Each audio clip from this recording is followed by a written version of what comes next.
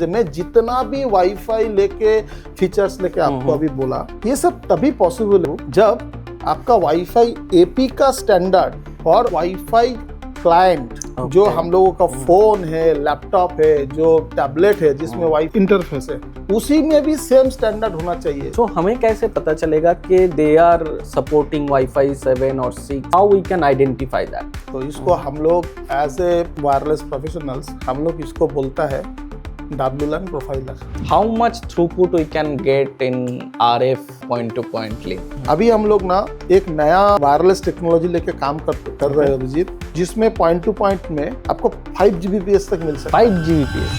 Namaskar and welcome to our very first episode of Skylink Nextcast, the podcast where technology, business, innovation converge. I am Avijit, your host. I am glad you are here. So here we will discuss about technology, new innovations and going further.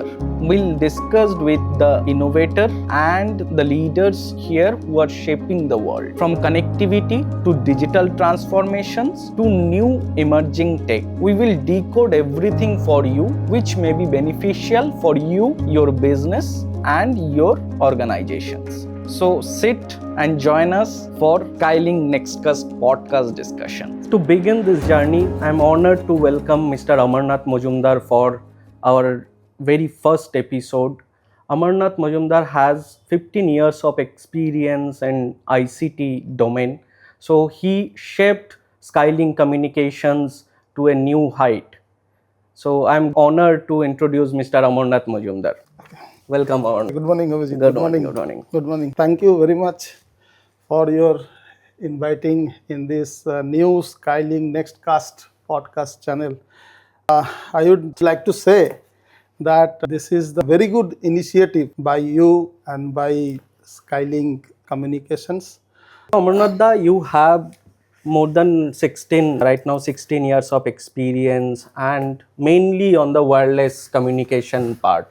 Yeah. So maybe from outdoor point-to-point link, outdoor Wi-Fi to indoor Wi-Fi also. Do you think which one is the most challenging part in terms of implementation, planning and manageability perspective? Abhijit, it is very good questions. But obviously, as per my experience, when we create Wi-Fi inside indoor, that is very difficult than outdoor connectivity. Okay. But before we start discussion on this wireless network communications technology, we must know some basic fundamental ideas. Without fundamental ideas, very difficult to understand that technologies pros and cons. Okay. So firstly, I would like to say, Vijit, कोई भी wireless network communications का कोई भी technologies हो, जो Wi-Fi हो, private 5G हो, LTE हो, कुछ भी हो, सबसे पहले हम लोगों को दो चीज़ के ऊपर में ना बहुत फंडामेंटल नॉलेज जो बेस है उसको जानना बहुत ज़रूरी है. वन इज़ कोई भी आप वायरलेस कम्युनिकेशन नेटवर्क के बारे में आप पूछिए, सबसे पहले है डुप्लेक्सिंग. हर एक वायरलेस नेटवर्क स्टैंडर्ड का एक होता है डुप्लेक्स मेथड, दूसरा होता है चैनल एक्सेस मेथड. अच्छा, तो sorry to interrupt, please. So please describe this के डुप्लेक्सिंग क्या है, चैनल एक्सेस मेथड क्या है, layman language, because our audience may be not that technical which you are, because you are in that field from last 16 years. तो सबके लिए ये possible नहीं होगा कि डुप्लेक्सिंग क्या है, channel access method. So in easy way you can cover it. Very good question Abhijit.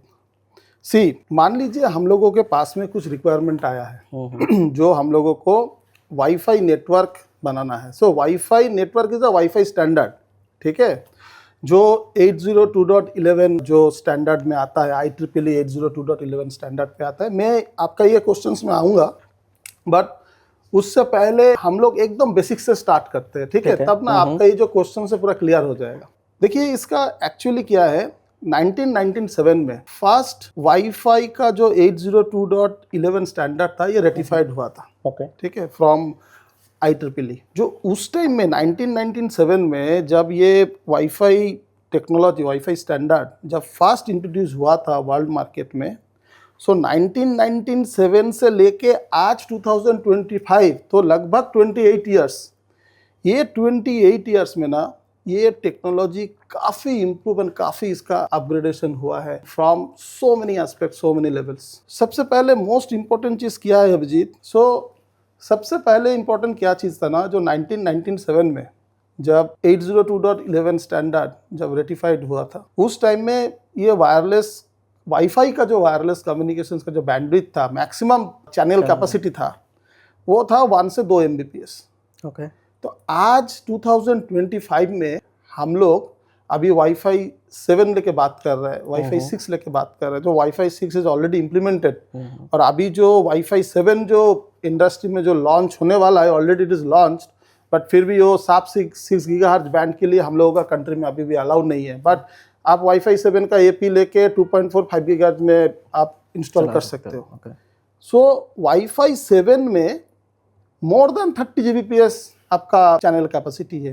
तो ये जो 1-2 Mbps से लेके 30 Gbps तक अभी जो वायरलेस का जो मैक्सिमम चैनल कैपेसिटी है, ये बहुत अमेजिंग है। ये टेक्नोलॉजी इतना इम्प्रूव हुआ है, हम लोग स्टेप बाय स्टेप आएंगे। सो वाईफाई में तो मैं आपका क्वेश्चंस में अभी चला जाता हूँ, जो मैं आपका बोल रहा था। कोई भी वायरलेस टेक्नोलॉजी का वन इज डुप्लेक्सिंग मेथड, इस वायरलेस टेक्नोलॉजी का डुप्लेक्सिंग मेथड क्या है, एंड दूसरा है चैनल एक्सेस मेथड क्या है। ये जानना बहुत बहुत जरूरी है अभिजीत। डुप्लेक्सिंग मेथड मीन्स अगर हम वाईफाई टेक्नोलॉजी पे कोई चीज हम लोग इम्प्लीमेंट करेंगे। डुप्लेक्सिंग मेथड मीन्स उस टेक्नोलॉजी का अपलिंक और डाउनलिंक में जब डेटा फ्लो करेगा, उस टाइम में डुप्लेक्स मेथड क्या है। डुप्लेक्स मेथड 2 ही होता है, एक होता है TDD, दूसरा होता है FDD। TDD का मतलब होता है टाइम डिविजनल डुप्लेक्स, और FDD का मतलब होता है फ्रीक्वेंसी डिविजनल डुप्लेक्स। तो वाईफाई स्टैंडर्ड में FDD इज नॉट सपोर्टेड। तो ये डिजाइन है। वाईफाई स्टैंडर्ड जो होता है 802.11 जो स्टैंडर्ड है, जो 802.11 A, B, G, N, AC, अभी देन AX, देन अभी हम लोग आ गया 802.11 BE जो वाईफाई 7 है। इसमें ऑलवेज डुप्लेक्स मेथड TDD होगा, FDD नहीं होगा। तो डुप्लेक्स मेथड क्या है वो तो हम लोग बता दिया। तो दैट मीन्स अपलिंक और डाउनलिंक में सेम फ्रीक्वेंसी यूज होता है, but once at a time. ठीक है। जब वो अपलिंक करेगा देन वो डाउनलिंक नहीं कर सकता है, जब वो डाउनलिंक करेगा देन वो अपलिंक नहीं कर सकता है। ठीक है। तो that means TDD is a half duplex method. आप किस में भी चला जाओ, अभी वाईफाई 7 में 30 Gbps आ गया, उसमें भी आप जाओ, उसमें भी आपको यही मिलेगा, क्या बोलता है, हाफ डुप्लेक्स ही मिलेगा, क्योंकि डुप्लेक्सिंग मेथड इज द TDD। अभी नेक्स्ट में चीज में आता हूँ, चैनल एक्सेस मेथड। ये बहुत एक इंपॉर्टेंट चीज है चैनल एक्सेस मेथड।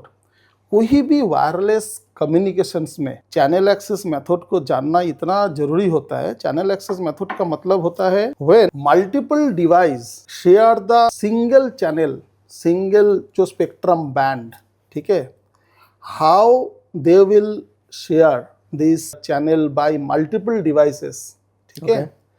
तो इसका जो एल्गोरिदम होता है यही चैनल एक्सेस मेथड होता है। हर एक वायरलेस टेक्नोलॉजीज का अलग अलग चैनल एक्सेस मेथड होता है, और इस चैनल एक्सेस मेथड के ऊपर में ही वायरलेस का कंप्लीटली परफॉर्मेंस डिफाइन होता है। ठीक है। तो वाईफाई में जो चैनल एक्सेस मेथड है ये है CSMA CA। अगर मैं प्राइवेट 5G में जाता हूँ, उस टाइम में चैनल एक्सेस मेथड होता है OFDMA। अभी हम प्राइवेट 5G लेकर आज हम लोग कुछ डिस्कस नहीं करेंगे, ओब्वियसली प्राइवेट 5G लेके हम लोग नेक्स्ट कोई एपिसोड में करेंगे। This is very very important interesting chapter, but आज हम लोग वाईफाई लेके बात करेंगे। वाईफाई का 802.11b से लेके 802.11 AC तक, ठीक है, जिसको वाईफाई 5 बोला जाता है। इस दौरान जो चैनल एक्सेस मेथड है ना, ये लेगेसी है, बड़े प्रॉब्लमेटिक है।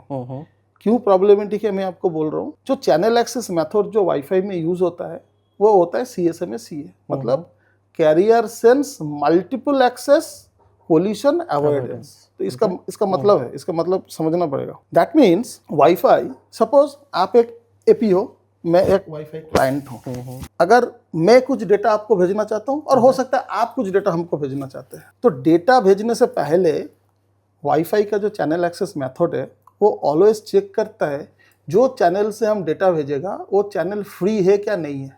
ओके, ठीक है, अगर चैनल फ्री है तभी जाके वो डेटा ट्रांसमिट करेगा। अगर चैनल फ्री नहीं है, चैनल बिजी है, चैनल में इंटरफेरेंस है, तब वो डेटा नहीं भेजेगा। वो एक टेक्नोलॉजी है बैक ऑफ टाइमर, वो बैक ऑफ टाइमर के साथ में वेट करता रहता है। अच्छा, तो this is very very problematic. ठीक है, और वाईफाई 5 तक मैं आपको एक चीज बोल देता हूँ, वाईफाई 5 तक आपका जो वाईफाई का जो चैनल है single device at a time connect हो सकता था। ओके, ठीक है, मतलब वाईफाई 5 तक। ओके, ठीक है, जो वाईफाई का जो 80 जो लेगासी था 802.11bgan देन एसी तक, okay, at a time single user ही डेटा भेज सकता था, बाकी यूजर डेटा नहीं भेज सकता था। बाकी यूजर वो वेट करता था जब आप कंप्लीट करेंगे देन मेरा टाइमिंग आएगा। अच्छा, ठीक है, ओके, तो that means 2 devices at a time connectivity नहीं, मतलब ट्रांसमिशन नहीं कर सकते थे। अभी ये प्रॉब्लम रिजॉल्व हुआ है वाईफाई 6 से, देन वाईफाई 7 में काफी इंप्रूव हुआ है। अच्छा, अगर हम लोग कोई भी एक नेटवर्क है, हाई डेंसिटी नेटवर्क, जहाँ पे multiple devices can one transmission data eight a time, ठीक है, मल्टीपल डिवाइसेस है, 5, 10, 15, 20 है, तब वो कैसे करके डेटा भेजेगा, क्योंकि मल्टीपल डिवाइस को एट ए टाइम भेजना है। ये चीज़ समझना बहुत इंपॉर्टेंट है। ठीक है, तो multiple devices send the data eight a time simultaneously आप बोल सकते हो, वो वाईफाई 6 एंड वाईफाई 7 में ही वो पॉसिबल हुआ है। कैसे पॉसिबल हुआ है मैं आपको बता रहा हूँ अभी। देखो क्या होता है, नॉर्मल वाईफाई जो लेगेसी वाईफाई है, मैं लेगेसी वाईफाई 5 तक ही बोलूँगा, क्योंकि उसके बाद वाईफाई 6, 6E, 7 में बहुत इम्प्रूवमेंट हुआ है। मैं आपको बताएंगे किस तरह किस लेवल तक इम्प्रूवमेंट हुआ है ये कम्युनिकेशन टेक्नोलॉजी। तो इसका क्या है जीत, वाईफाई 5 लेगेसी जो वाईफाई है वहाँ तक क्या था, वहाँ तक था आपका, लोग क्या करते हैं ना, क्योंकि पूरा वाईफाई जो स्टैंडर्ड है वाईफाई 6, 7 तक जो स्टैंडर्ड है ये आपका CSMA-CA ही है, चैनल एक्सेस मेथड। मतलब मैं आपको कुछ टाइम पहले मैं आपको बोल रहा था, वो चैनल अगर फ्री है तभी डेटा भेजेगा, अगर चैनल बिजी है देन वो वेट करता रहेगा बैक ऑफ टाइमर के साथ। तो इसका एक लेमैन लैंग्वेज में है लिसन बिफोर टॉक। मतलब मैं आपसे पूछूंगा आपका चैनल अगर फ्री है तभी डेटा भेजूंगा, नहीं तो नहीं भेजूंगा। ठीक है, अगर मान लीजिए उस टाइम में आप वेट करते रहे, अगर वेट करते रहे, एक बैकअप टाइमर है, वो शायद मेरे को जितना याद है 9 माइक्रोसेकंड से वो शायद स्टार्ट होता है। ठीक है, तो अगर वो ऐसा काउंटडाउन स्टार्ट करते हैं, अगर उसमें फिर भी चैनल बिजी है देन अगेन वो वेट करता है। तो ये जो वेटिंग जो पीरियड है ना, इसको कंटेंट्स विंडो बोला जाता है। अच्छा। तो ये कंटेंशन विंडो जो है, जो CW है, ये एवरी टाइम डबल होता है जब वो चैनल बिजी है। और उस टाइम में क्या होता है, वाईफाई में रीट्रांसमिशन बढ़ जाता है। अच्छा, तो वाईफाई, इंडोर वाईफाई या कोई भी वाईफाई में सबसे ज़्यादा जो प्रॉब्लम है वो उसको बोला जाता है L2 रीट्रांसमिशन। अच्छा, अगर L2 रीट्रांसमिशन, क्योंकि देखो भाई, अगर वो चैनल अगर जब तक फ्री नहीं है वो डेटा भेजेगा नहीं।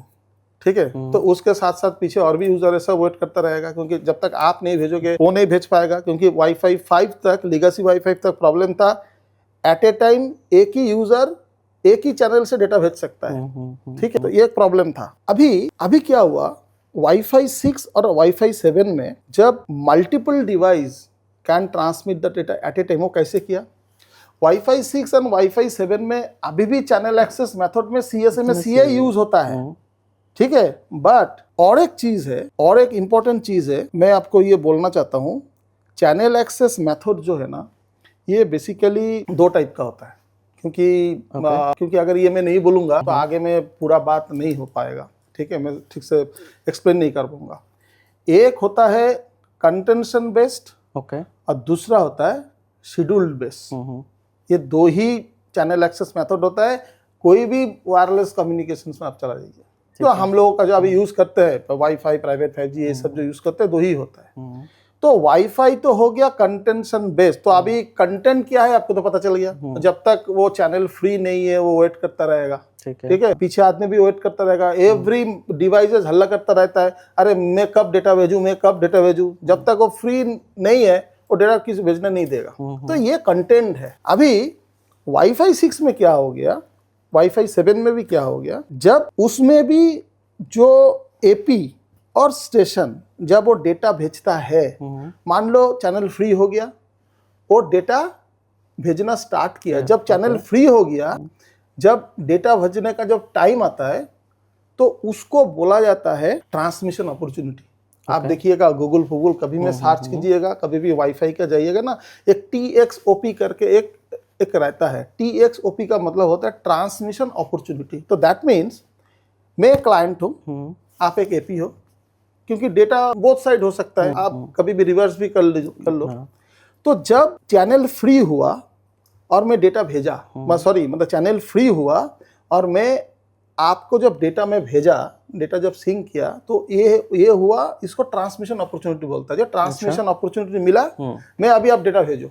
तो वाईफाई 6-7 में क्या होता है, जब एपी को ट्रांसमिशन अपॉर्चुनिटी जब मिल जाता है, उस टाइम एपी का जो चैनल एक्सेस मेथड है ना, वो शेड्यूल बेस्ड हो जाता है। ओके, तो this is the prime factor, ठीक है, this is the basic difference. जो नॉर्मल वाईफाई 5 तक हम लोग जब डेटा सेंड करते थे, वो completely channel access method CSMA ही होता था। Okay, complete. so Amarnath da, you explained it in very technical, right? Obviously ये टेक्निकल चीज ही है अभिजीत, बिकॉज बिना So टेक्निकल का नहीं हो पाएगा। बस आपका नेक्स्ट क्वेश्चंस आने से पहले मैं एक चीज मैं बोल देता हूँ। जैसे अभी क्या हुआ, देखो मैं ना नॉर्मल लेमैन स्टोरी तरीके एज ए स्टोरी में मतलब बोल रहा हूँ, ठीक है। इसमें अगर मैं TXOP का एल्गोरिथम में चला जाऊंगा, वो पूरा आपका ये हो जाएगा, हाई टेक्निकल हो जाएगा, वो मैं नहीं चाहता हूँ, ठीक है। तो देखो मेरा जस्ट और भी कुछ बोलना है। तो दैट मीन्स क्या, जब एपी को ट्रांसमिशन अपॉर्चुनिटी मिल गया, तो वाईफाई 6-7 में वो एपी शेड्यूलर बन जाता है। अच्छा, उस टाइम में चैनल एक्सेस मेथड शेड्यूलर होता है। तो now this scheduler based method ना is the completely game changing for the wifi industry. क्या है मैं आपको बोलता हूँ। देखो वाईफाई 5 तक क्या प्रॉब्लम था, वाईफाई 5 तक प्रॉब्लम था सिंगल डिवाइस सिंगल चैनल पे एट ए टाइम डेटा भेज सकता है, मल्टीपल नहीं कर सकता है। ये प्रॉब्लम था वाईफाई 5 तक, लेगेसी डिवाइस तक। एग्जैक्टली। वाईफाई 6-7 में क्या हो गया, ट्रांसमिशन अपॉर्चुनिटी तक वो CSMA CA मेथड ही यूज करता है। जब उसको ट्रांसमिशन अपॉर्चुनिटी मिल जाता है एपी को, तब वो शेड्यूलर हो जाता है। ओके, लाइक प्राइवेट 5G का जो G Node B, जब वो कंप्लीटली डे 1 से शेड्यूलर है। बट यहाँ पे वाईफाई 6-7 में hybrid mode channel access method है। ओके, तो अभी शेड्यूलर जब बन गया, तो इसका मतलब क्या होता है, देखो आपने एक वाईफाई एपी को एक चैनल में कॉन्फ़िगर किया, हो सकता है उस चैनल 40 मेगाहर्ट्ज, 80 मेगाहर्ट्ज, 160 मेगाहर्ट्ज तक हो सकता है, ठीक है, कोई भी एज पर योर रिक्वायरमेंट आपने किया। तो वो जो कंप्लीट चैनल है, उस कंप्लीट चैनल को ये छोटा छोटा RU में डिवाइड करता है। RU means resource unit. Okay, अगर मान लो एक चैनल है, ठीक है, एक चैनल है, तो नॉर्मल वे में स्मॉलेस्ट जो आपका जो RU का जो साइज होता है वाईफाई में, इट इज प्री डिफाइंड, वो होता है 26 सब कैरियर का। अच्छा, और ये जो 26 सब कैरियर का जो स्पेक्ट्रम बैंड होता है 2 मेगाहर्ट्ज का होता है। देखो ये प्री डिफाइंड है, ये वही है, we can not change this. Exactly, ठीक है। तब वाईफाई 6-7 में क्या किया, तो वो कंप्लीट जो चैनल है वो छोटा छोटा RU में उसको डिवाइड कर दिया। अभी एक क्लाइंट, एक वाईफाई क्लाइंट, एक RU चैनल के साथ वो डेटा भेजता रहता है। दैट इज वाई वाईफाई 6-7 में multiple devices at a time काम कर सकता है, ठीक है। और वो जो शेड्यूल बेस्ड है, उस टाइम में जो चैनल एक्सेस मेथड जो होता है वो OFDMA हो जाता है। ओके, ठीक है। आप सुना होंगे जो मॉड्यूलेशन टेक्नोलॉजी जो है वाईफाई 5 तक OFDM था, जो ऑर्थोगोनल फ्रीक्वेंसी डिविजनल मल्टीप्लेक्सिंग था। अभी वाईफाई 6 से, ठीक है, वाईफाई 7 में वो OFDMA हो गया, ठीक है। That means orthogonal frequency divisional multiple access. ये मल्टीपल एक्सेस कैसे होता है मैंने आपको बता दिया। जो वो चैनल में छोटा छोटा RU में डिवाइड होता है और ईच क्लाइंट एक आरयू में कनेक्ट होता है। तो आज का दिन में तो आपका ये जो नॉर्मल जो वाईफाई 6 का जो आप एट ए टाइम आप 30-40 यूजर्स को आप कनेक्ट कर सकते हो। जब वाईफाई 7 आएगा उसमें और भी यूजर को आप कनेक्ट कर सकते हो, ठीक है। तो that's the thing. Okay. Amarnath, you discussed about channel access method of Wi-Fi 6, Wi-Fi 7 and Wi-Fi 5, right? So what next? In next cast we want to know what next on Wi-Fi. What is coming into Wi-Fi 7? क्या क्या changes आ रहा है Wi-Fi 7 में? क्या क्या नया features आ रहा है जो users can use? वाईफाई 7 जो टेक्नोलॉजी है ये IEEE का 802.11be बोला जाता है। Okay. ये वाईफाई इंडस्ट्री में गेम चेंजिंग टेक्नोलॉजी है। Okay. अभी गेम चेंजिंग टेक्नोलॉजी क्यों है मैं आपको बोलता हूँ। देखो पहले लीगेसी वाईफाई में ना जो स्पीड बढ़ता था वो स्पीड बढ़ता था एक ही चीज़ के ऊपर में, जो चैनल बैंडविड्थ बढ़ता था, ठीक है। जो वाईफाई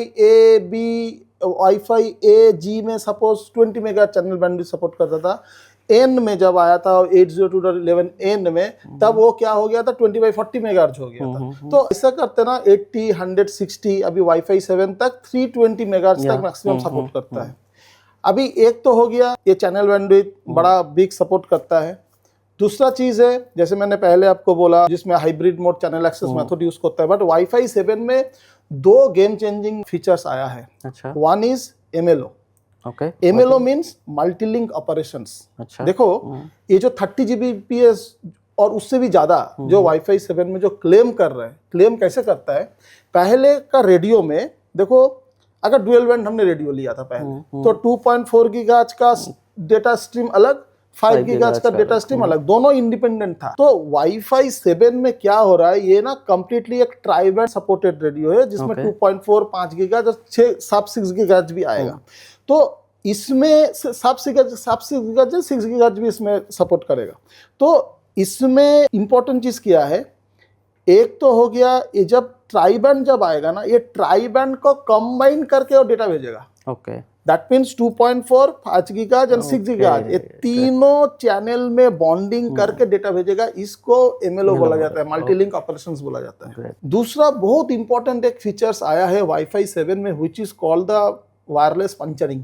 ओके। तो ये बहुत ही नया कॉन्सेप्ट है अभिजीत। वायरलेस पंचरिंग वाईफाई 7 में इतना गेम चेंजर है जो हम लोगों का लीगेसी वाईफाई में बहुत प्रॉब्लम होता था। अच्छा। सपोज अभिजीत आपने एक रेडियो वाईफाई एक्सेस पॉइंट को जहाँ पे आपका नेटवर्क चल रहा है उसको आपने 80 मेगाहर्ट्ज चैनल बैंडविड्थ में आपने कॉन्फ़िगर किया। ओके। ठीक है। तो ये जो 80 मेगाहर्ट्ज चैनल बैंडविड्थ है इसमें 16 फ्रीक्वेंसी का बॉन्डिंग होता है।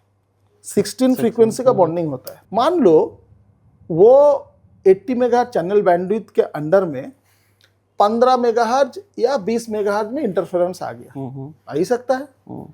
तो उस में वाईफाई 6 तक प्रॉब्लम था। उस टाइम में क्या होता है, अगर 80 मेगाहर्ट्ज चैनल बैंडविड्थ के अंडर में मान लो 15-20 मेगाहर्ट्ज चैनल में अगर इंटरफेरेंस आ गया तो पूरा चैनल के ऊपर में वो इम्पैक्ट हो जाता था। अच्छा। पूरा चैनल का परफॉर्मेंस डिग्रेड हो जाता था। अच्छा। तो अभी इसीलिए वाईफाई 7 में क्या आया ना, वायरलेस पंचरिंग कॉन्सेप्ट आया। तो ये वायरलेस पंचरिंग क्या होता है, आप एपी को बोल दो जो भाई हम 20 मेगाहर्ट्ज तक अगर चैनल में कोई इंटरफेरेंस आए तो वाईफाई 7 क्या करता है, अगर 80 मेगाहर्ट्ज चैनल बैंडविड्थ में चल रहा है 20 मेगाहर्ट्ज को ब्लॉक करके बाकी 60 मेगाहर्ट्ज से वो डेटा भेजेगा। तो this is a very very very very good concept. ये इसीलिए हम लोगों का क्या होगा ना, वाईफाई का परफॉर्मेंस बहुत अच्छा होगा। बट अभिजीत एक चीज बहुत इंपॉर्टेंट चीज है, मैं जितना भी वाईफाई लेके फीचर्स लेके आपको अभी बोला ये सब तभी पॉसिबल हो जब आपका वाईफाई एपी का स्टैंडर्ड और वाईफाई क्लाइंट जो हम लोगों का फोन है, लैपटॉप है, जो टैबलेट है जिसमें वाईफाई इंटरफेस है उसी में भी सेम स्टैंडर्ड होना चाहिए। जैसे देखो, जैसे मैंने वाईफाई 7 में बोला, जो वाईफाई 7 में एमएलओ सपोर्ट होता है, वाईफाई 7 में वायरलेस पंचरिंग सपोर्ट होता है। तो ये सब बेनिफिट तभी आपको मिलेगा जब आपका क्लाइंट भी वाईफाई 7 सपोर्टेड हो। अच्छा, ग्रेट। सो हमें कैसे पता चलेगा कि मेरा जो क्लाइंट डिवाइसेस है, जो लैपटॉप है, डेस्कटॉप है, और you can say that mobile devices, other also many current IoT devices and all are there, right? So हमें कैसे पता चलेगा कि they are supporting Wi-Fi 7 or 6? How we can identify that? Abhijeet, it is very good questions. ये आप दो तरीके से, आपको दो तीन तरीका पैटर्न में बोल रहा हूँ, आप इसको आप कर सकते हो। इसको हम लोग एज ए वायरलेस प्रोफेशनल्स हम लोग इसको बोलता है WLAN प्रोफाइलर। अच्छा, ठीक है। देखो, आपका मान लो आपका वाईफाई नेटवर्क में 100 यूजर कनेक्टेड है। अच्छा, अभी 100 यूजर हो सकता है 802.11ac है, N है, ठीक है। अभी ABG तो बंद ही हो गया, मिलता ही नहीं है, ठीक है। कुछ यूजर्स 802.11ax है, वाईफाई 6 है, ठीक है। एक तो आपका जो वायरलेस कंट्रोलर है, वायरलेस कंट्रोलर से आपको ना ओनली वाईफाई स्टैंडर्ड मिलेगा। जे आपका यहाँ पे क्या क्या कौन सा wifi standard supported users connected है। अच्छा, दूसरा मिल सकता है जो है उस क्लाइंट का। मैं देखा हूँ कुछ वायरलेस क्लाइंट में सपोर्ट होता है, जैसे 802.11rkvw, ये जो फीचर्स है ये सब मोस्ट ऑफ द स्टैंडर्ड ये रोमिंग में सपोर्ट करता है। तो आपका क्लाइंट ये स्टैंडर्ड सपोर्ट करता है कि नहीं करता है। बट सबसे ज़्यादा जो प्रॉब्लमेटिक है अभिजीत, जो मिलता नहीं है, वो क्या है मैं आपको बोलता हूँ। मान लो आपने एक वाईफाई एपी खरीदा हो, अब 6 खरीदो, 7 खरीदो, कुछ भी खरीदो, उसमें उस टाइम में आपने 4x4 माइमो सपोर्टेड लिया, और 4 स्पेशियल स्ट्रीम सपोर्टेड आपने ये लिया। तो इसमें क्या होता है? ये क्या है मैं आपको बोलता हूँ। मान लो वाईफाई एपी है, उसमें 4x4:4 लिखा रहता है। अच्छा, तो 4x4 मतलब 4TX4 आ रहे, और :4 का मतलब होता है 4 स्पेशियल स्ट्रीम। तो जब वो डेटा भेजता है ना, तो 4 नंबर स्पेशियल स्ट्रीम में वो डेटा डिवाइड करके भेजता है। अच्छा, ठीक है। अभी ये तो आपका एपी का डेटा शीट में आपको मिल जाता है, आपको पता है, ठीक है। But what about client? मेरे पास में मेरा जो फोन है, ठीक है, मेरे को कैसे पता चलेगा ये मेरा 4 स्पेशियल स्ट्रीम सपोर्ट करता है या 2 करता है? तो Abhijeet, we have one tool, ठीक है, जिस टूल के साथ में जब हम लोग वाईफाई का सर्वे करते हैं, उस टाइम में हम लोग वायरलेस लैन का प्रोफाइल क्रिएट कर सकते हैं। अच्छा। जिस प्रोफाइल में आपको कंप्लीट यूजर वाइज आपको आएगा, जो आपका ये यूजर है, उस यूजर का कौन सा कंपनी का वो चिपसेट यूज कर रहा है वाईफाई, उसमें वाईफाई स्टैंडर्ड कौन सा वो सपोर्ट करता है, प्लस उसमें बहुत इंपॉर्टेंट चीज है वो MIMO सपोर्ट करता है कि नहीं करता है, ठीक है। उसमें आपका वेब DMA सपोर्ट है क्या नहीं सपोर्टेड है, उसमें आपका वायरलेस पंचरिंग सपोर्ट करता है कि नहीं करता है, पूरा प्रोफाइल क्रिएट हो जाता है। तो अच्छा। इस प्रोफाइल से बहुत इंपॉर्टेंट डेटाबेस अगर हम ये बनता है, अगर कोई भी वायरलेस नेटवर्क में कुछ भी प्रॉब्लम हो, बिकॉज देखो कोई भी नेटवर्क में जब वायरलेस वाईफाई नेटवर्क जब अपग्रेड होता है ना, उस टाइम में, ये मेरा पर्सनल एक्सपीरियंस है, मैं भी आ रहा हूँ, ठीक है, कोई आके बोलता है भाई सर वाईफाई 7 का ये फीचर्स है, ये आप वाईफाई 7 एपी लगा लो, आपका स्पीड बढ़ेगा, देखो सर इसमें MLO है, वायरलेस पंचरिंग है, आपका बहुत ऑप्टिमाइज परफॉर्मेंस आपको मिलेगा देन अदर्स। अरे बाबू, व्हाट अबाउट क्लाइंट साइड? मेरा जो वाईफाई क्लाइंट है उसमें हम सर्वे करके देखा, जो मेरा मोस्ट ऑफ द डिवाइसेस वो वाईफाई 5 सपोर्ट करता है, 802.11ac सपोर्ट करता है, देन 802.11ax वाईफाई 6 सपोर्ट करता है। तो हम वाईफाई 7 लगा के करेगा क्या? आप पैसा खर्चा करके वाईफाई 7 लगा दोगे। अगर आपका क्लाइंट वाईफाई 5 और 6 है, तो उस टाइम में उस एपी वो वाईफाई 5 और 6 में ही काम करेगा, 7 का कोई फीचर्स आपको मिलेगा नहीं, जब तक आपका वाईफाई क्लाइंट वाईफाई 7 को सपोर्ट नहीं करेगा, ठीक है। एक क्वेश्चन मेरा इसमें है कि सपोज मैं बहुत कस्टमर के साथ गया हूँ, बात किया with CIOs, IT managers and all. So in a large enterprise network there are different kind of segment. Suppose आपका VIP यूजर है, राइट? उनको चाहिए कि मैं seamless connectivity for video conferencing, teams and all applications. मेरा और एक segment है जहाँ पर मुझे सिर्फ technically IoT OT devices connected है, मुझे उधर ज़्यादा डेटा नहीं चाहिए।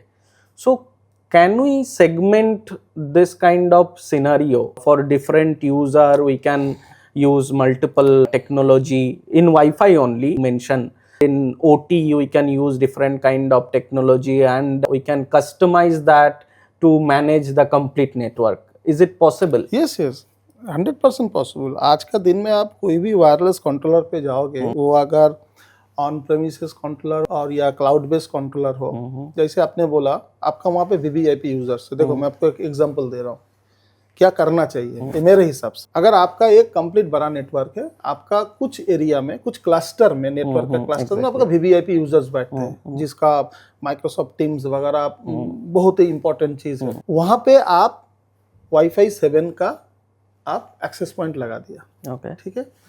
बट जो प्रोफाइल है वो प्रोफाइलर ना नेटवर्क एडमिनिस्ट्रेटर और नेटवर्क डिसीजन मेकर आपको बोलना है हमारा यहाँ पे जो वीवीआईपी यूजर्स है उनका भी जितना भी आईपॉड जो भी है, ठीक है, फोन वगैरह है, वो भी उसी स्टैंडर्ड का होना चाहिए। अदरवाइज आपको वाईफाई का फीचर्स मिलेगा नहीं। तो आप उस अलग ग्रुप बना दो, वो एक अलग ग्रुप हो गया। अभी देखो, अभी आप चला जाओ आईओटी में, ठीक है, आईओटी में अभी चला जाओ।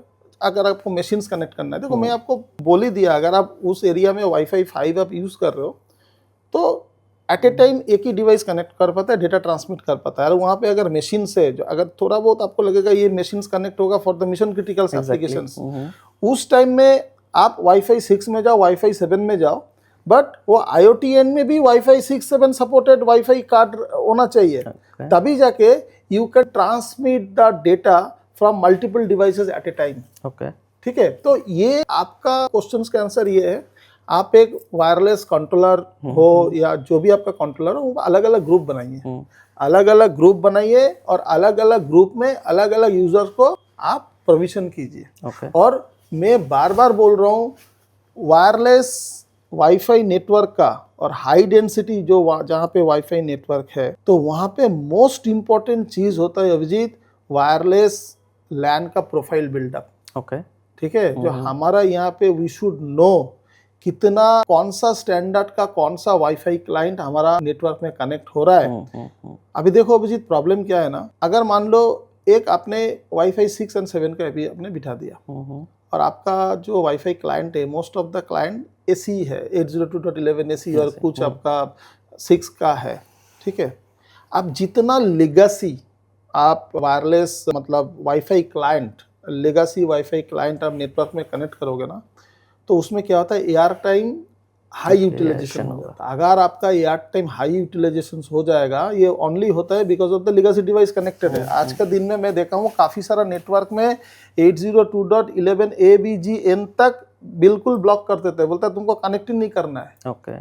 ठीक है, कनेक्ट ही नहीं, हम अलाउ ही नहीं करेगा, क्योंकि जब अगर हम उसको वाईफाई में अगर हम नेटवर्क में कनेक्ट किया ना, दैट मीन्स क्या होता है, उस टाइम में आपका एयर टाइम यूटिलाइजेशन हाई हो जाएगा, तो आपका वाईफाई परफॉर्मेंस खराब हो जाएगा।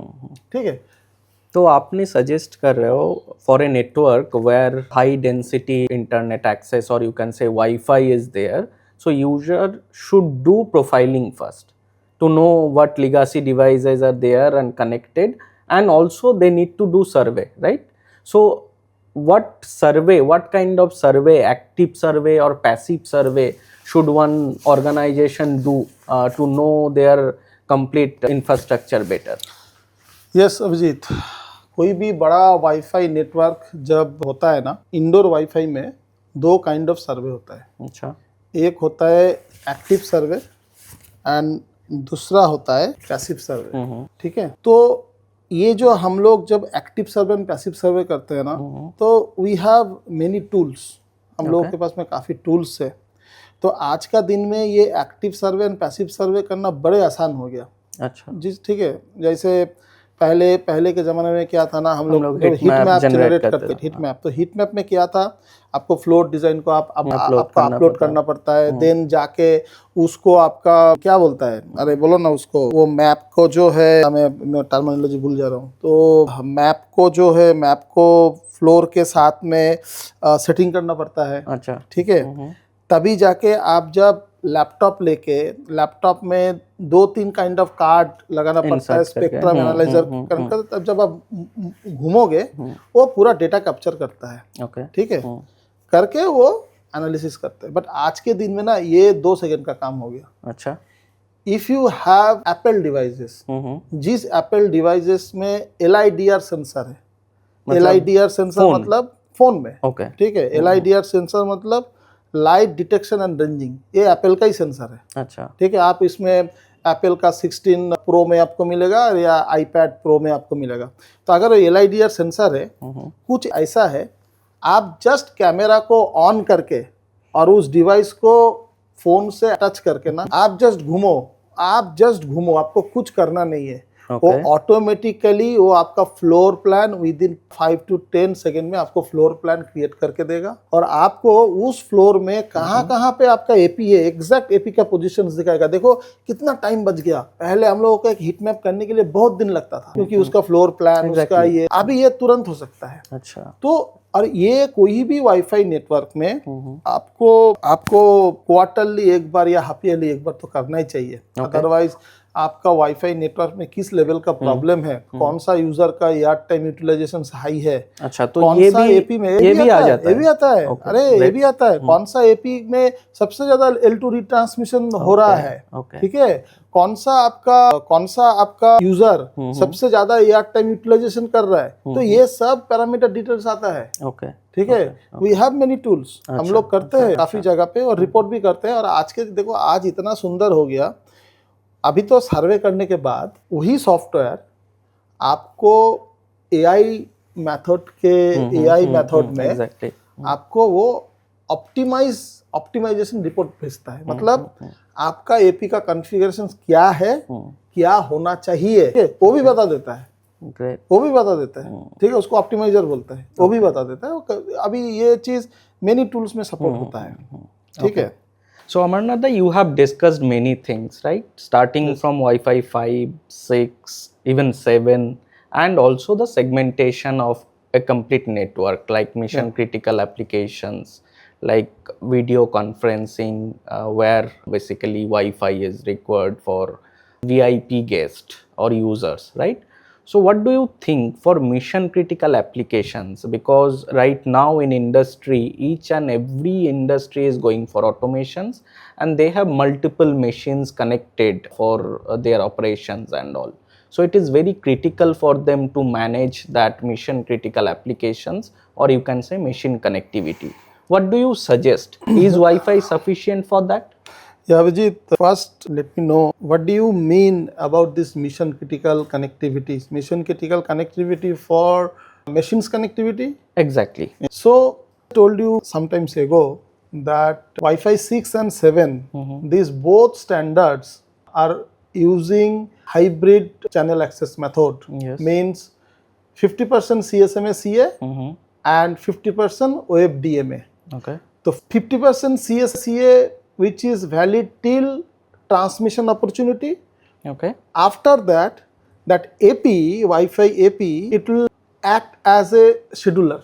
Okay. Okay. So for these mission critical applications, if you have your economic budget, then you go for Wi-Fi 7. Okay. Because Wi-Fi 7 is having lots of beautiful features. Already we have discussed. But if you want to know from me that which is reliable connectivity, I would always recommend for mission critical connectivity, always go with the private 5G. Okay. Okay.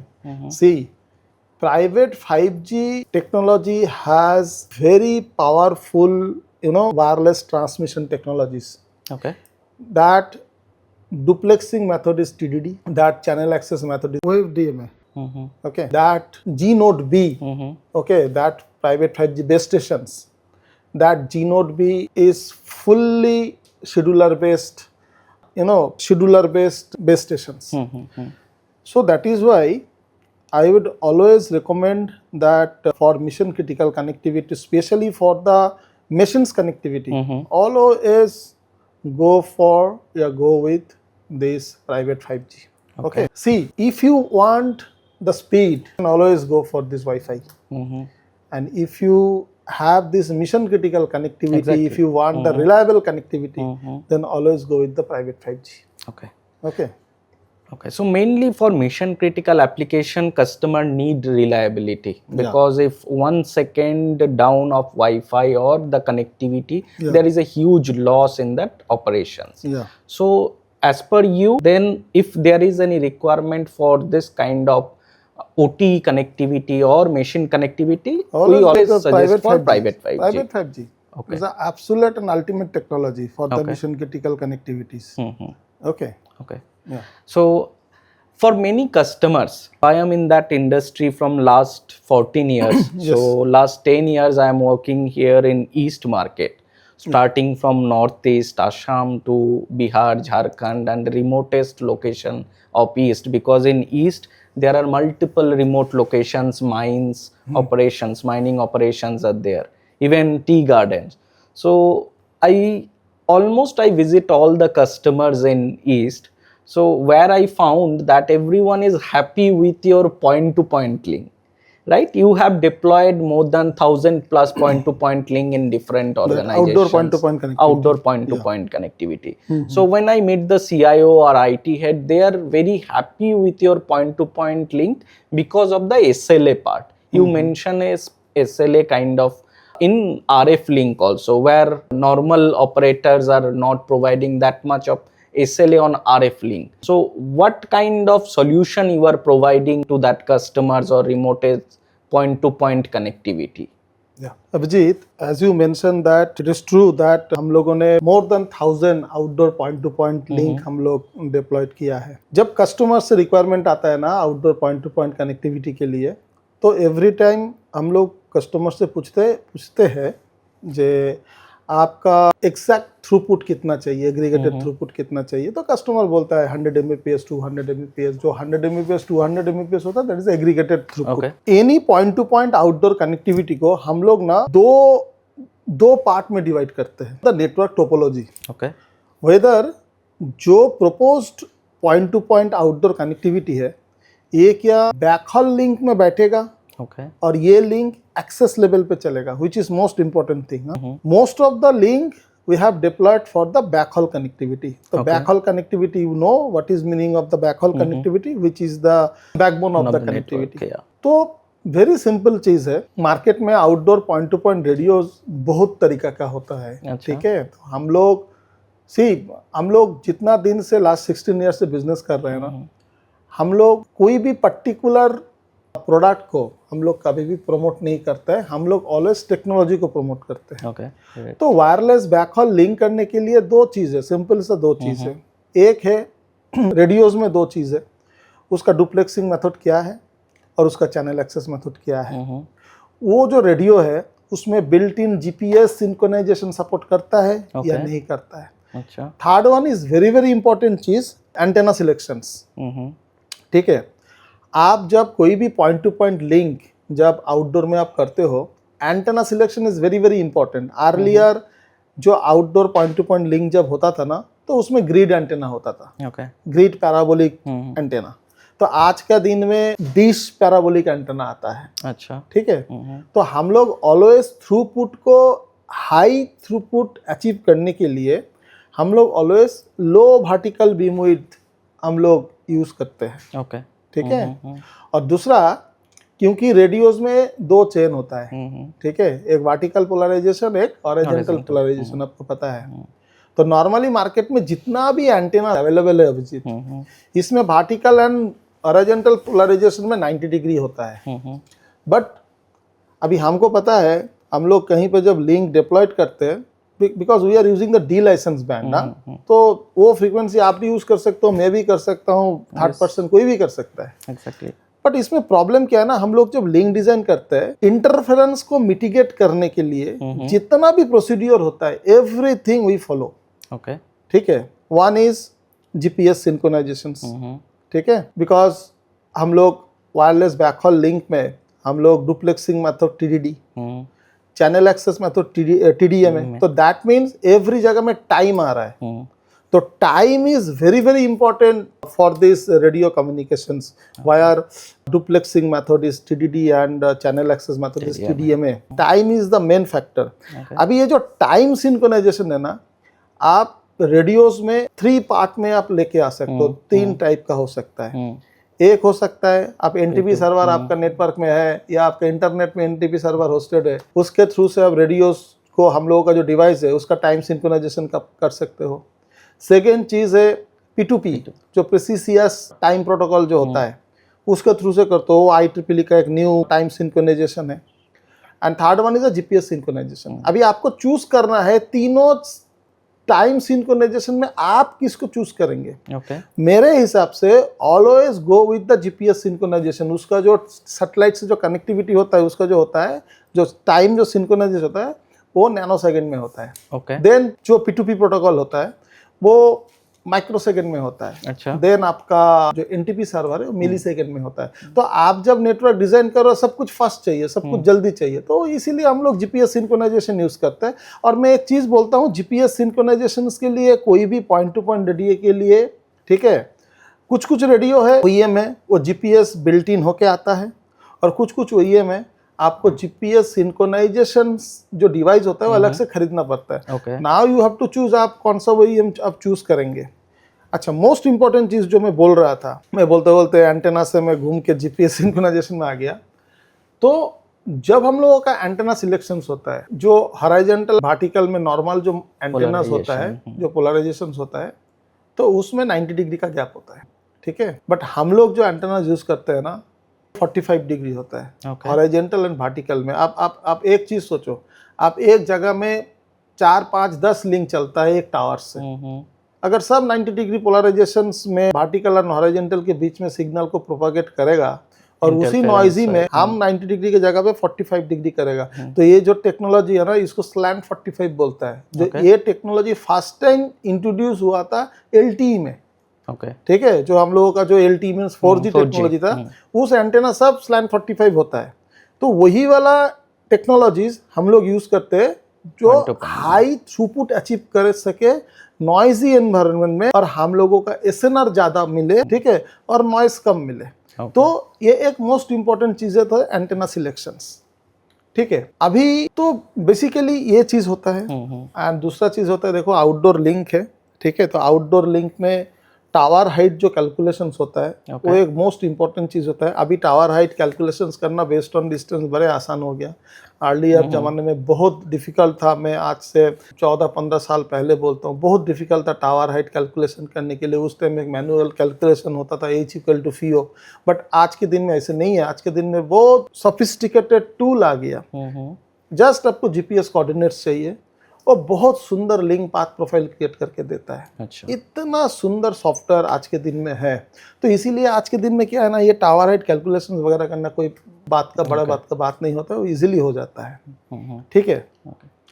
So you mentioned that you are using SLAN 45, right? SLAN 45. SLAN. Yeah. SLAN 45. You are using SLAN 45 technology to provide point-to-point High link throughput. for high throughput. How much throughput we can get in RF point-to-point link? Abhijeet, radio में ना ये throughput speed लेके एक हम लोग अलग podcast में हम लोग चर्चा करेंगे, ठीक है। बट फिलहाल तो मैं एक चीज बोलता हूँ, जब भी कोई रेडियोज आप खरीदते हो, जैसे मान लीजिए हमने कोई रेडियो खरीदा, तो उसमें लिखा है इस रेडियो का जो स्पीड है 1.3 Gbps है। Okay.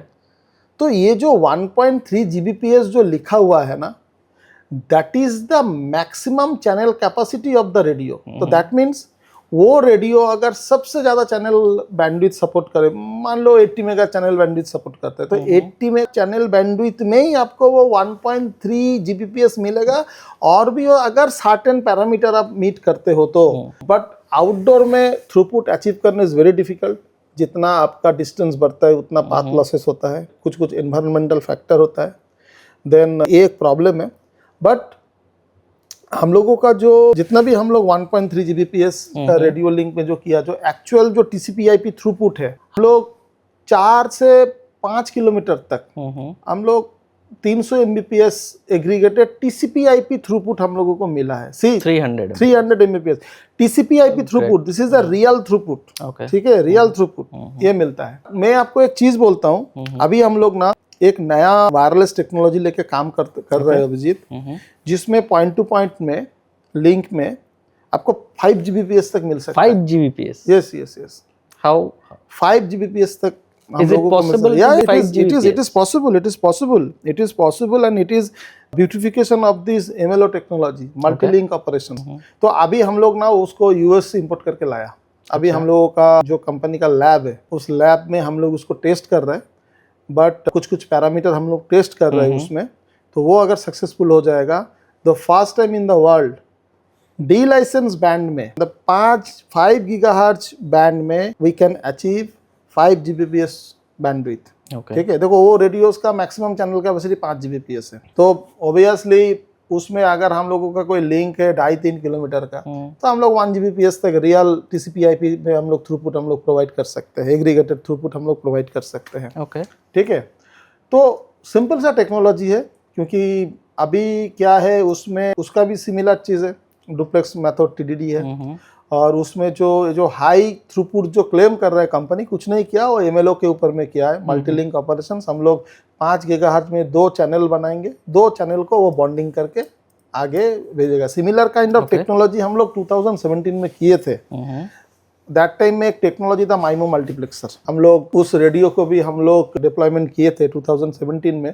तो वहाँ पे किया था ना, एक एंटेना के पीछे में 2-2 करके हम लोग रेडियो लगाते थे। अच्छा, ठीक है, और 2 रेडियो को माइमो मल्टीप्लेक्सर के थ्रू हम लोग थ्रूपुट बढ़ाते थे। बट अच्छा, आप इमेजिन करो, एक एंटेना के पीछे में 2 रेडियो अगर लगेगा, तो ऊपर से 2 इथरनेट केबल आएगा, तो दैट मीन्स 2 इथरनेट केबल में नीचे में जो स्विचेस है, राउटर है, उसमें आपको लिंक एग्रीगेशन करना पड़ेगा। तो वो ना थोड़ा सा कॉम्प्लेक्स मेथड थे, और उसमें कस्टमर का खर्चा भी बढ़ जाते थे।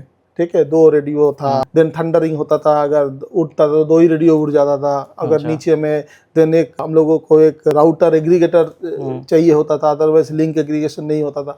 तो ये सब में खर्चा था। पर अभी MLO आ गया, मल्टी लिंक ऑपरेशंस आ गया, तो जिसके थ्रू से हम लोग ये 5 Gbps का रेडियोस जो है ना, इसका R&D कर रहे हैं। बहुत जल्दी हम लोग इसका फील्ड टेस्ट हम लोग करेंगे।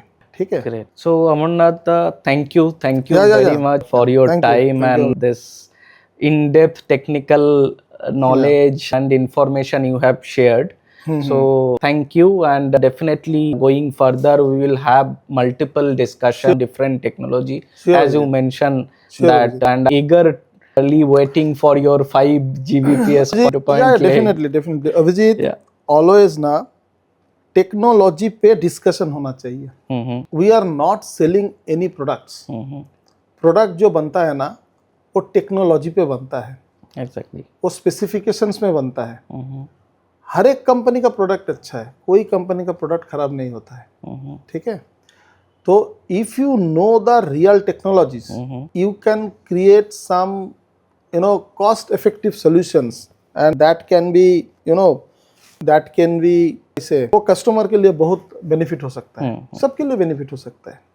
ठीक है, So what is your future plan? How you are thinking that you can work in different technologies, and what next? In next cast, we want to understand what next in technology is coming into, and you are interested or will work into that technology. Yeah definitely Abhijeet, actually wireless communications पे ना next जो area है, जो target area है, मैं जो समझता हूँ वो मशीन्स कनेक्टिविटी है। ठीक है, देखो कनेक्टिविटी आप कुछ भी थ्रू से कर सकते हो। आप NB-IoT से कनेक्टिविटी कर सकते हो, आप प्राइवेट 5G से कर सकते हो, आप वाईफाई से कर सकते हो। बट मैं मानता हूँ नेक्स्ट जो हम लोगों का जो प्लानिंग है और जो हम लोगों का जो वर्क एरिया है, वो हम लोगों का प्राइवेट 5G है। हम लोग प्राइवेट 5G के ऊपर में कुछ इंटरनल कुछ रिसर्च हम लोग कर रहे हैं, how we can minimize the private 5G infrastructure cost. And इसलिए हम लोग क्या किया ना, 2-3 कंपनी का, बाहर का कंपनी, कुछ ताइवान है, कुछ आयरलैंड है, कुछ कंपनी से हम लोग टाई अप किया है। एंड हम लोगों का लैब में उसका जो प्रोडक्ट्स है, वो प्रोडक्ट्स भी बहुत जल्दी आने वाला है। ठीक है, तो सबसे पहले क्या है ना, सबसे पहले देखो अभिजीत, प्राइवेट 5G तभी जाके मार्केट में एडॉप्शन होगा, ठीक है, जब उसका कॉस्ट कम होगा। Exactly. तो अभी हम लोगों का जो प्राइम एरिया है, प्राइम रिसर्च है, how we can reduce the private 5G infrastructure cost. Okay. क्योंकि प्राइवेट 5G में एक बड़ा कॉस्ट आता है फ्रीक्वेंसी का, Exactly. ठीक है, वो आपको पता है, आप बहुत दिन टेलकोज में काम किया, you know very well than me that private 5G में अपार्ट फ्रॉम दिस इंफ्रास्ट्रक्चर एक ह्यूज कॉस्ट आता है इसका स्पेक्ट्रम का. मैं आपको एक चीज बोलता हूँ, जो 3GPP का जो लेटेस्ट रिलीज है, आई थिंक 3GPP का लेटेस्ट रिलीज वो 17 ही होगा, 16 या 17 होगा, जो भी होगा 17 होगा. उसमें ना एक फीचर्स आ रहा है रेट कैप करके. रेट कैप का मतलब होता है रिड्यूस द कैपेसिटी, ठीक है. तो रिड्यूस द कैपेसिटी में तो उसमें आपका जो स्पेक्ट्रम जो चैनल बैंडविड्थ है वो कम लगेगा.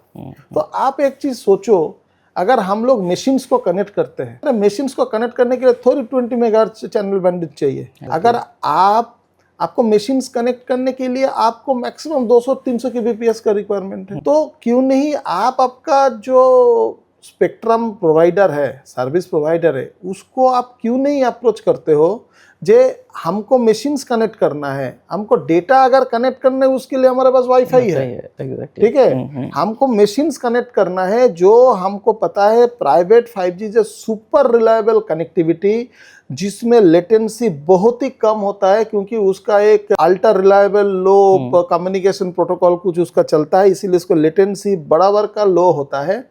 तो और शेड्यूलर बेस्ड है. तो हम लोग क्यों नहीं मशीन्स को कनेक्ट करने के लिए इंस्टेड ऑफ 40 में 100 मेगा स्पेक्ट्रम हम लोग छोटा ले, क्योंकि मशीन्स को कनेक्ट करने के लिए 10 mega channel bandwidth is enough. उसके ऊपर कॉस्ट भी कम होगा, बिकॉज सी स्पेक्ट्रम का कॉस्ट लेके मैं कुछ नहीं बोल सकता हूँ, because that is totally depends on the service provider telcos. But private 5G का इंफ्रास्ट्रक्चर कॉस्ट हम लोग कम कर सकते हैं अभिजीत. Okay. देखो प्राइवेट 5G में ना सबसे एक बड़ा कॉस्ट आता है प्राइवेट 5G कोर का. हम लोग 2-3 कंपनी का ऑलरेडी डिस्कशन में है, जो प्राइवेट 5G कोर का जो कितना कम कॉस्ट में हो सकता है. तो प्राइवेट 5G कोर में भी लाइसेंस आता है फ्रॉम 40 यूजर, 50 यूजर, 100 यूजर्स का होता है, ठीक है. तो वी आर ट्राइंग, हम लोग कोशिश कर रहे हैं. आई डोंट नो कितना हम लोग सक्सेस होंगे, बट हम लोग कोशिश कर रहे हैं प्राइवेट 5G का इंफ्रास्ट्रक्चर का कॉस्ट कैसे कम किया जाए.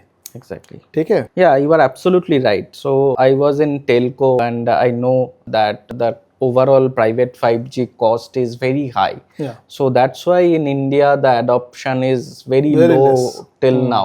Okay. But if you are able to bring the cost down to a certain level, definitely there is a huge requirement of mission critical applications and automations which may help the enterprise business Right, also. Definitely. So all the best. Yeah, thank you, Abhijit. Thank you, Amarnath, for joining me today in this very first Skylink Nextcast podcast. It was really amazing discussing with you regarding that technology. You have in-depth discussion on different technologies and all. Going further, we will have multiple this kind of session with you also and with a different guest who will come on technology. So thank you. Thanks a lot.